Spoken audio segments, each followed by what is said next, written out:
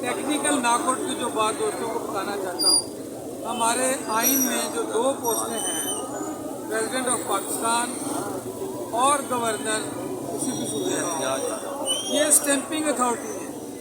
ये या तो जो भी इनको मैसेज आएगा, जो भी इनको कानून की रिकवरी के लिए आएगा मैटर, या तो ये इसको वेरीफाई कर देंगे या ज़्यादा से ज़्यादा उसको डिले कर सकते हैं। और किसी सूरत में ये डिले 48 आवर्स का है और मैक्सिमम ये 15 to 30 डेज का है, कोई भी कानून को रोकने के लिए। अब जो लेटेस्ट सूरत हाल है, खान साहब ने ऐलान किया पिछले जुमे को कि हम 23 दिसंबर को असम्बलियाँ डिसॉल्व कर दें। अब इन्होंने जो टेक्निकल मिस्टेक की है कि इन्होंने पहले वोट ऑफ नो कॉन्फिडेंस की जो रेजोल्यूशन मूव कर दी है और बाद में इन्होंने सेकंड किया है कि चीफ मिनिस्टर जो है इत्मीनान का वोट है। तो under the law chief minister का ये जो उन्होंने मूव किया, ये स्पीकर का इस्तेहकाक है कि इन दोनों में से वो कौन सी मूव को पहले लेता है। अब अगर वो पहले मूव लेता है कि वोट ऑफ नो कॉन्फिडेंस, तो इस सूरत में अपोजिशन को अपने 186 अर्कान पूरे करना पड़ेगा जो उनके पास नहीं है।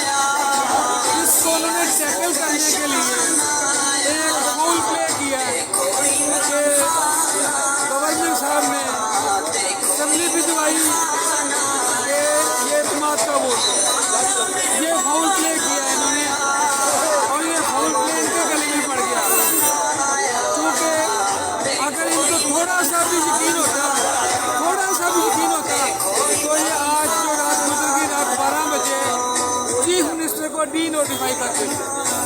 अगर इन्होंने डी नोटिफाई नहीं किया तो इनको इस बात का पूरा इल्म है कि ये डी नोटिफाई अगर करेंगे तो ये इनका सेकंड जो है एक इलीगल एक्ट होगा।